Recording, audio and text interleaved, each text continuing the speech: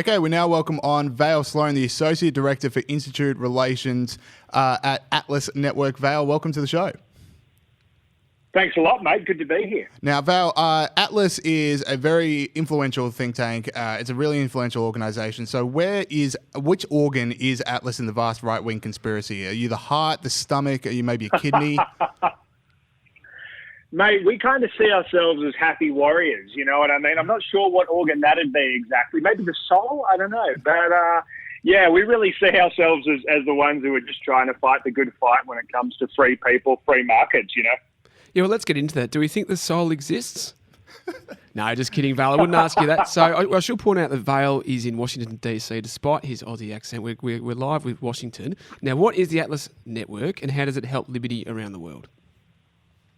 Yeah, mate, we're a group that works to strengthen the worldwide freedom movement. And we do that through working with just under 500 independent think tank organizations worldwide. I'm talking over 90 countries.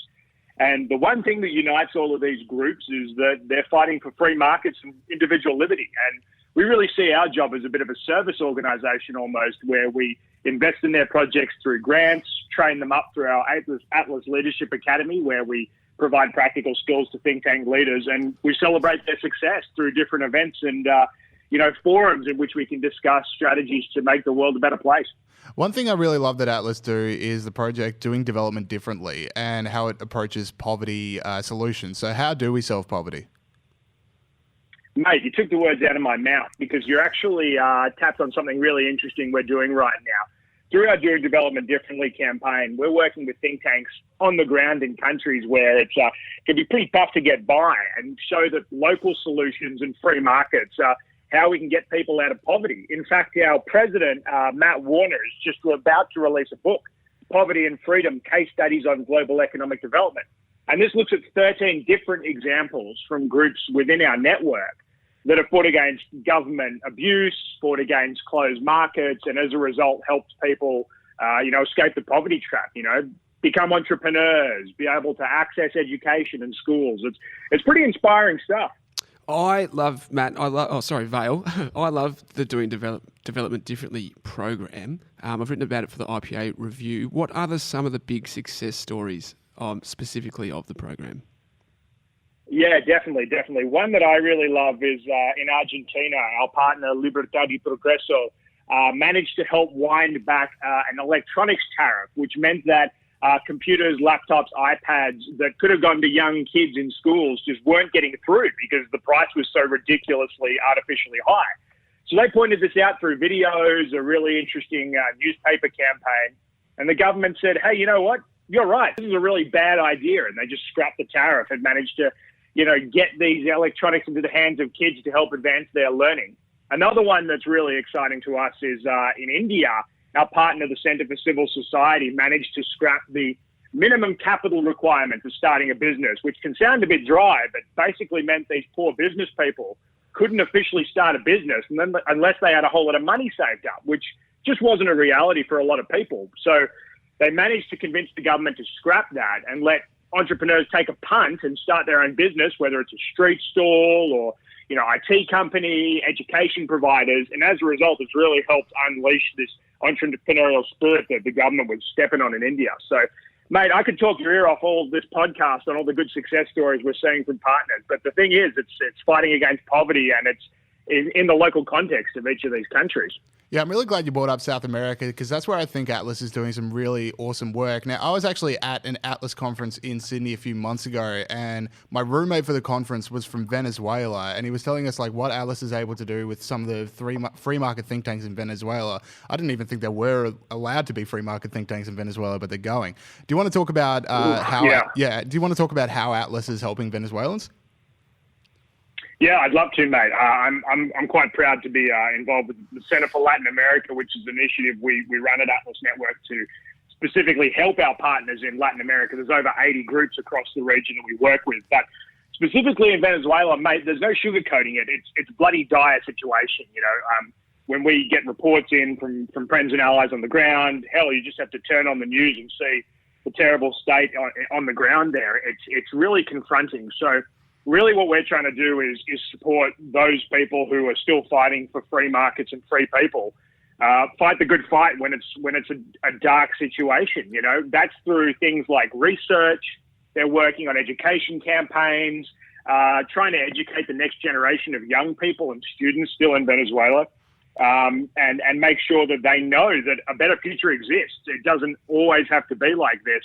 And, you know, putting the safety of our partners first is the main thing. And I think the thing that really inspires me about it is that these are independent groups. You know, no, we don't control them in any way. And they are just fighting for these ideas. So we'll do everything we can to back them. But to see this organic groundswell of, you know, fighting for freedom in Venezuela, it's hard not to be a bit humbled by that, you know? Exactly right. So I think one of the positive spin-offs of stuff like doing development differently and the work that Atlas does is that conservatives and libertarians can mount a really good critique of the normal foreign aid status quo, but we haven't really been able to put forward a very credible alternative. But I feel like this is a credible alternative, the idea that a few minor changes or major changes to regulation can lift hundreds of thousands or large numbers of people out of poverty. Do you see that as a spin-off of the good work these organisations are doing, a really good alternative for libertarians to put forward?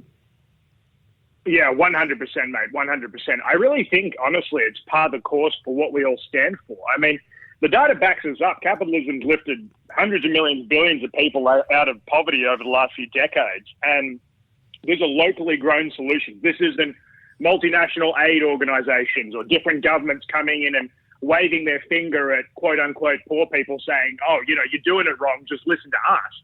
Not at all. This is us saying, hey, we know people on the ground who understand how local markets work, how people are going to do business, and they want to unleash that. And I think a really good thing that, you know, I'd want to bring up is as part of our Poverty and Freedom video series, which you can see on our YouTube page, the Atlas Network YouTube page, has over 5 million views for our videos, which show people on the ground in India, Costa Rica, soon to be Ukraine, you know, people who are benefiting from getting out of poverty through free market access and the ability to just live their own lives. It's kind of as simple as that in the end. When you give people a chance to flourish, they're going to take it, you know? Yeah, absolutely. So I guess this next question would be for you and Peter, because I know both of you worked on this area for so long. Ooh, but like, what are like the central building blocks you would look for in a new society if you were to alleviate if you came to a society that did have a lot of poverty? What would be the central building blocks that governments should be taking on rather than just foreign aid?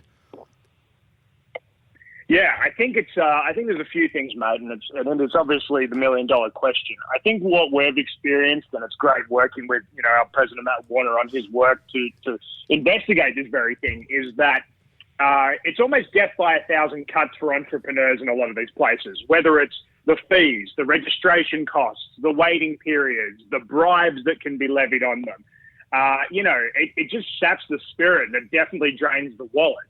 So a big thing is trying to make procedures as simple and transparent and as quick as possible.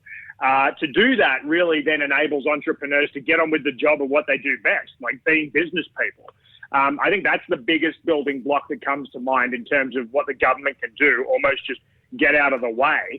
And I think additionally, things that you know, people who want to help need to do is listen to the people on the ground. Like, what are the problems? What isn't working? Because I guarantee you that, you know, what the challenges facing Nepal are not the same as the challenges in Venezuela and not the same challenges as Lithuania. You know, it's a matter of looking at what local entrepreneurs, no matter how successful the country is, what are their challenges and what can we do to fix it? And, you know, they have to be the ones to drive that change. Coming in as an outsider is in a lot of ways the worst thing you can do and can just antagonize people against undertaking any sort of reform, you know. So that kind of foundational respect is also really important. I agree with that, and I'd add to that, the thing that I like about doing development differently is its incremental approach. If you think, you know, I've done work in Cambodia and South Africa and other places, and if you think, you know, hey, property rights are a really good thing, you can't just drop them into a context where they've got no cultural history. That just won't work. And you can't just, you know, fight corruption in a place where corruption's been a way of doing business for thousands of years. But the thing about doing development differently So you'd say it's like a 24-hour... You can't fix it in 24 hours. You can't fix it in 24, maybe not even 2 days, James. But the thing about doing development differently is it takes these tiny little incremental changes that are manageable and it's sort of quantified the fact that actually a little change like that makes a huge difference. And then maybe another little change makes a huge difference as well. So it kind of gives you a way of getting around that, reality that you can't change these institutions that we've got in the West overnight. Because you do feel like foreign aid, like there is some sort of approach where it's just like, if I just sign a big enough check and deposit it, then I can just walk away and know I've done great. Yeah, exactly. But even with the way we think about development, with property rights and the legal system and stuff, they just don't spring up overnight. But this gives a sort of a bite-sized chunk that we can work on. Yeah, cool. So absolutely, I couldn't put it better myself. Yeah. Sweet. So Val, we talked about South America. We've talked about India. What part of the world do you reckon is the next big success story that's just primed to really, just explode economically? Mate, I got to tell you, I'm really bullish on Africa. I just came back in August from our Africa Liberty Forum 2019, which was held in Nairobi, Kenya, and we had dozens of countries, Francophone Africa, Nigeria, South Africa, Kenya, you name it. We had people there, young people, and they're just excited, and there's a lot of push in Africa to address institutional problems, economic problems, and create a better. People are saying on the really inspiring panel, we have to take charge. We have to build our charge. It's not about aid organisations. It's not about looking to blame people or find excuses. We have to create the institutions and the societies that we want.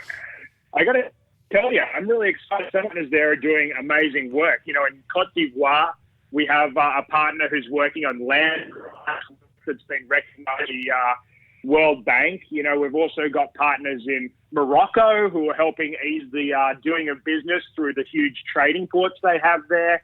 And in South Africa, I was also there where they're helping restore land rights to black South Africans that were ripped away under the apartheid government. So, it's hard not to look at Africa and think there's some really good stuff happening. And I got to say, I'm watch this space, mate. I'm really proud of what our partners are doing, and I love that Atlas Network can do a bit to support them.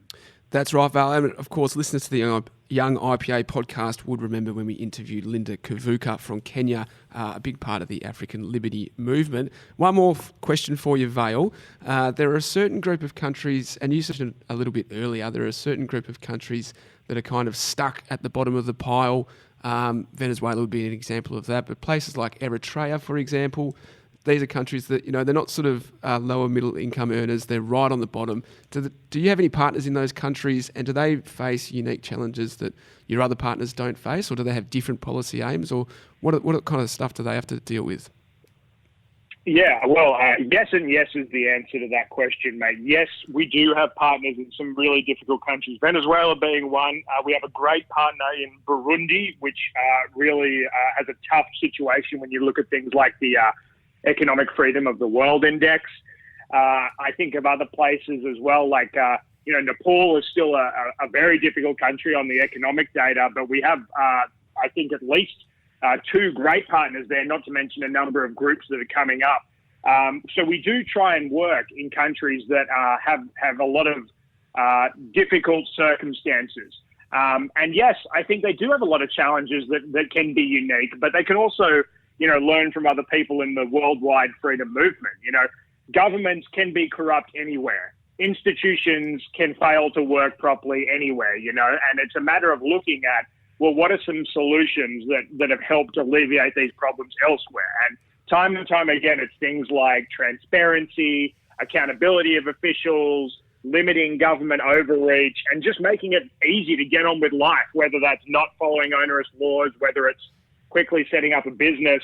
And so that's why things like our regional Liberty Forums and upcoming Liberty Forum and Freedom Dinner in New York are so important, because we get hundreds of leaders from around the worldwide liberty movement in a room, and we say, hey, what's working? What's not working? Like, what can we learn from each other? And get on with the job, mate. None of this kumbaya business. We got a world to, make better.